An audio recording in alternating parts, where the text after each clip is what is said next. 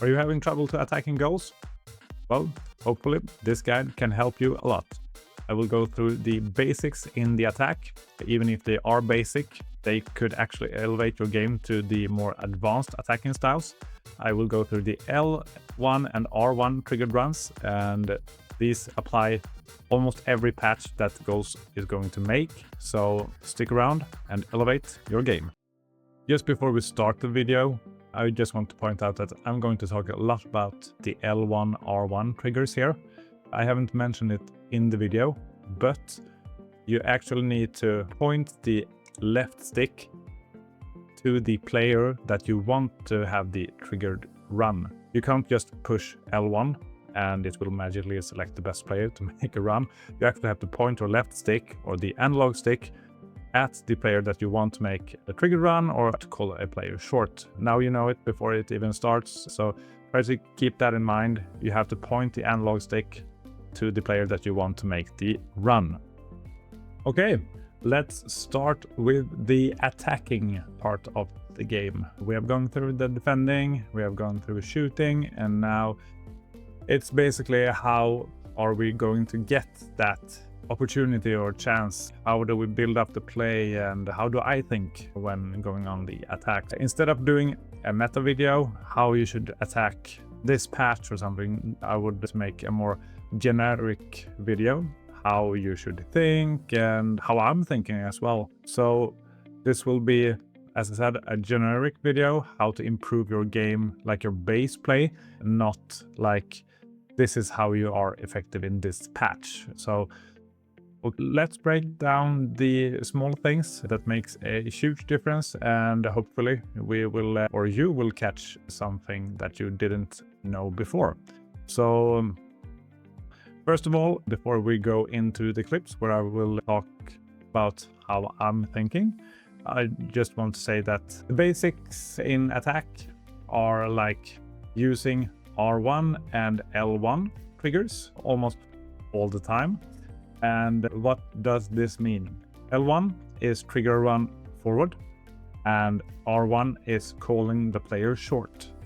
This is really good to get space and also get into passing lanes and stuff like that. I will show you in the clips, but basically in goals, if a player is running forward and you play a pass, the pass will go in front of that player, like if you play a through pass. But if you don't trigger a run and he's standing still and you play a through pass, the pass will basically just go to the side of him and he will not make a run forward. You can control your passes by just triggering a run or not triggering a run, or even call a player short. So that way you can also like control where your pass is going with this trick as well. So like trigger runs and calling short are like the basics for almost everything. So let's start. Okay, here I have the ball, and as you can see here, I try to dribble, and here I make an L1 X pass. And what does this do? Okay, so now when my player has the ball, he will pass it here. And as you can see on my controller, we can make a line here. I push L1 and X. And what does this do? It, of course, passed to my other player here. But as soon as he releases the ball, he will start making a run here. Now, he doesn't get the ball here, but he creates space for this player instead to go here, because here I can see that, switch in here, I see that this player is controlled by the opponent. I can see him jockeying, and he is forced, if he doesn't switch to this one, to cover the runner, which will take this space here. So he's forced to follow him just because I trigger a run with the L1 X pass. So as you can see here, he gets the ball and the run, and then I'm on goal. Then I miss, but like I said, that's life. I will show you misses here as well. This is just how we are creating opportunities, not that we need to show that every shot is a goal and stuff like that. We just need to be able to create the chances here.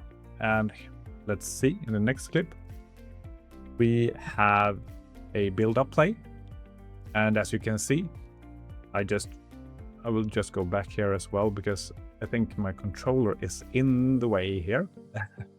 But I will go through it. Here I pass, I make an L1X pass. This is standard for me when we are building up and stuff like that. L1X almost all the time to trigger a run, to create space, and yeah. But here we can see we play the pass, we play another pass, and I have triggered the L1 plus X pass here as well. And the thing that you don't see right now, or you can see it on my controller, is that if we play here, I send him on a run, but as soon as I see, okay, this is a really long pass to make, I call him short again, just to have a passing opportunity when I have played the first pass. Here, I want to be able to create space here as well to open up, because if he were to be here, it would be this receiver would be pressured by this player, and I would be forced to dribble or pass the ball back here. So I am able to create space here just because I pressed R1 again and called this player short. So it's like going back and forth all the time when you are pushing L1, R1 to make him go on a run, then come back just to get the space, because the defender will fall back and try to cover the L1 run first, and then when I press R1, yeah, he lets go of this attacker instead.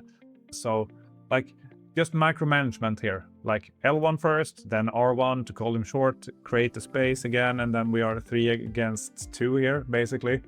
Then I just hold the ball, L1X again, I see that he doesn't cover the run, and then I'm able to do a lofted through ball here instead. And here you can see that I'm just patient, and like doing a shot fake just to get the opponent to bite at one side so I can get more space here as well. But as you can see, I'm too late with the pass, but I'm able to intercept it. And like this is one of the most common ways to score right now. Here I'm aggressive when I lose the ball. I switch early, as you can see here, to my center back. And here I'm just reading the play that he's going to make the pass, and I push up, I take the ball, and here, as you can see, now when we have intercepted the ball, my attacker, I haven't pushed anything here, my attacker here is already moving towards the goal, and the opponent's back line is actually pushing up because they had the ball and they are pushing up, but they lost it again. And that creates momentum for me because my players are moving forward and their players are moving up as well. So here I get an easy opportunity and I can just put it in the goal. Okay, next clip. Here you can see again L1X, and yeah, my opponent isn't paying attention to these L1X passes, so I'm through again, and yeah, for a goal. So as you can see, L1X is so important, and I just want to highlight one thing here as well. I'm patient. I see that my CM is actually running into the box, and let's see here if we can get a good look on this as well. Here, when I make the first touch, I see that my opponent is basically going this way. Here maybe you think that, okay, I need to cut in to make the shot here, but I see that his player is moving to this side and he has the momentum going that way. And here I can just go forward and have the shooting lane pretty much open. So yeah, try to read what your opponent is doing. I know that it goes pretty fast, but these small decisions, they determine if you get an open shot or if you need to be patient or stuff like that. Okay, so here we have a build-up play with the keeper. We get the ball, and here you can see I push L1 and I push R1 to call him back again. And here I have the passing lane and L1X again. Just try to create the space all the time, back and forth. And this actually leads to a goal where my opponent doesn't track that I'm manually switching on throw-in. As you can, I just want to point out that you can manually select the player on the throw-in if you just right stick click. So then you can move freely with a player. You can also do it by just clicking L1, but for me it's more consistent to do it with the right stick switching here.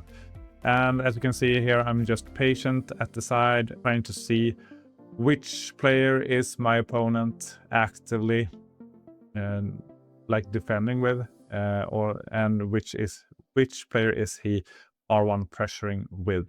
Unfortunately, I missed that opportunity hit post, but here we are aggressive again. A little body feint, trying to get to the side here as well, but I see the opening, and it's like just you don't need to do much here.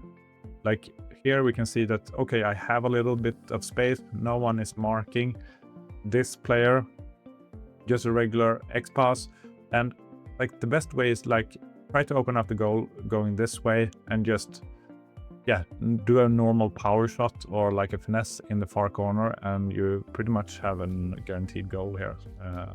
Like don't try to make things difficult and receive the ball and like go here or stuff like that. You can see here is the open space, so you need to look before you even receive the ball and just like rip it in the far corner and it's a goal.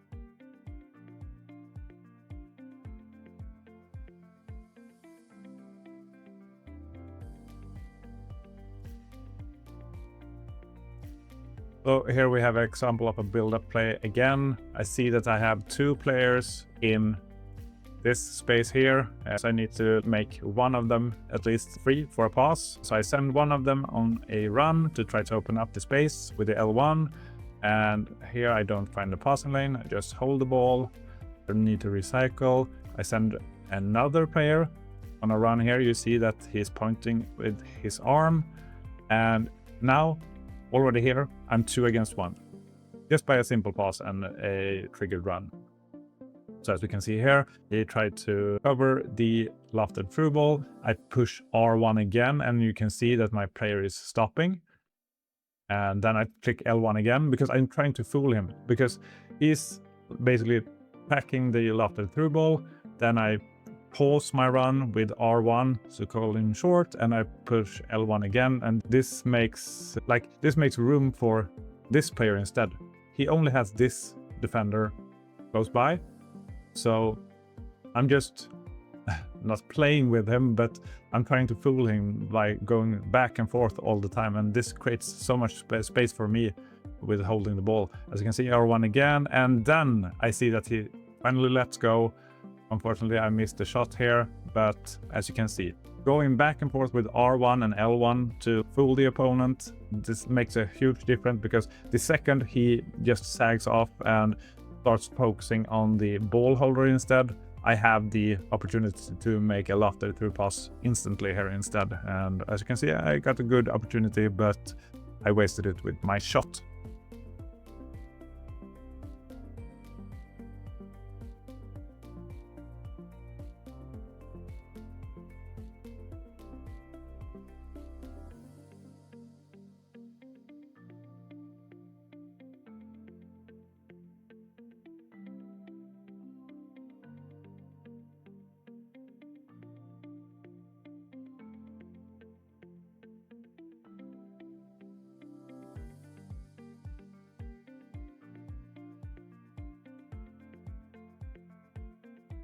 Another one here. I'm just patient here, trying to do the L1X passes to make the runs, but I don't really find an opening anywhere. But here I see that he's starting to stress almost immediately.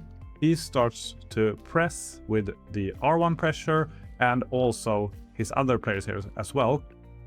So now he leaves all this gap here, just because I'm patient. So as you can see, he presses up with both of the players and I can just turn around, and here I'm 2 against 1 again. This is also because I'm playing 3-4-3 here, so I'm like overloading the flanks all the time. But as you can see, if you just have the patience and try to see the opening and clicking R1 and L1, you can create space by just have your players moving as well. And here you can see, I see the space, I just make a good first touch, and then I am through on goal. Here we have a build up. Again, I switch sides, and here we have the L1 as well, like just triggering runs. And here we can also see, and this is like a tip for you guys, if you play formation with wing forwards, you can see when I'm at the byline here, he's actually starting to move inwards here, and basically no one is marking him. And as you can see here, he's starting to walk in, and if I'm being honest here, like this player should really mark him, but it seems like he's forgetting about the marking here. But here he's so free, so like here I'm just have an open pass, as you can see here, and we have an easy goal. So that's like the perk of having wing forwards, because as you can see, the fullbacks forget about them almost. Here again, we intercept the ball high up, we do the L1 and we do the dummy again. And here you can see, like I already see, if we go back, I can go back a little bit further. Here I will trigger a run, here L1X, and here when I actually receive the ball, I see that he is controlling the wrong player and I will get the space, but I'm taking a little bit too much time here. But if I just play it back, you can see no one is marking that one, and I can just play a first time through pass here, and we have a chance again to score. So like you need to see what the opponent is doing with his like manual marking, and if you just can overload them, the defensive AI will have too much to do basically, because they can't mark 2 players at once, and we have an easy goal. Just want to show here as well the patience I have when going down the flanks, because I know that my opponent is trying to R1 pressure, and as you can see here, we do the shot feint to bait the opponent. He pushed the standing tackle button, and now we have an advantage here, because then we can just go back and forth and have the responsive dribbling that goals actually has. And as you can see here, I'm just waiting for an opening to have my player moving back, because this player, he moved into the goal here, but now he's backing down here instead, and he will drag this player with him as well. So if we play here again, we can see that, okay, actually the R1 pressures a little bit too much here, so he tries to pressure with 2 players against my 1, and then I have an opening to make the pass here basically, because he R1 pressures with this player's marker, and I can just go in, cut inside, and go to the far post as well. And here you can see I go just back and forth again, L1, R1, and L1 again. And my opponent is trying to jockey, and he stops, and now my player is sprinting, and he had the advantage, and I can play the through ball.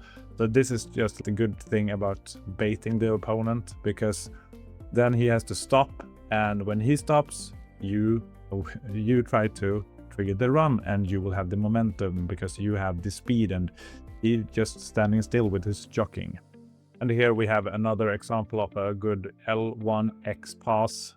We can just see he tries to push up, he makes a mistake by doing a standing tackle with this player here, and now I have so much space. So it would just pray that the field up the through ball connects, but it does, and we have an open goal. So yeah, here we can see again, I pushed L1 and then R1 quickly after just to get the space for the pass. So he backs down, and then I can push L1 again, and here I will L1, R1 once again, just to try to get the space, be patient, see what the opponent is doing.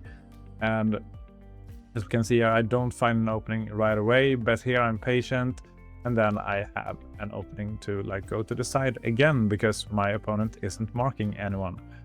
Now the pass is bad, but as you can see, we almost always have an opportunity to create the chance by doing this.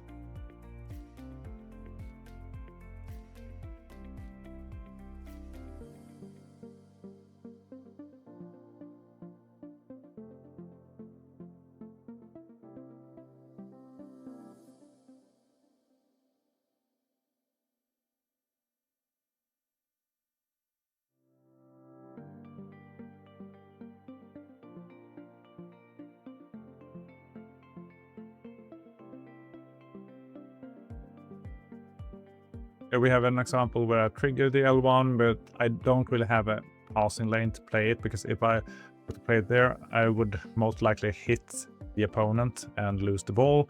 And now I can't play it because he's offside. So I'm patiently waiting here for him to track back, but I have the opening to pass my attacking midfielder here. And as you can see here, I just turn around, and here I have so much space. So now I'm just waiting for my opponent to make the move instead. What is he going to do with this player? Is he going to do something? If not, I have the space to play here to my wing forward. And as you can see here, I take the chance. My opponent switches late once again. And here we have an opportunity to dribble in. Okay, he goes up to the ghost, but he tries to... No, I've said it so many times, but my opponent is making a mistake here again. Even if defending has been buffed now, I see that he just peppering recklessly to the ball holder, because what am I going to do here? Nothing really. But this leaves this attacker completely open. So I'm just patiently waiting for him to make a run, and as you can see here, I just have an open pass again. The tip is, if you're meeting a bad defender, try to be patient. You will get the openings in the attack by just L1, R1 all the time, because triggering these runs creates space for the ball holder, and if he is not actively doing anything, then you have space to just dribble yourself. You don't need to pass. And one thing I would like to mention as well, which I haven't covered yet, but you are almost, or not almost, but you are allowed one triggered run at a time. So for example, let's say that, as you can see, I have triggered this run. If I were to trigger this player here instead for a run, I can't do that, because then this player will stop running. You can have maximum of one user triggered run, but as you can see here, this player is making an attacking run as well.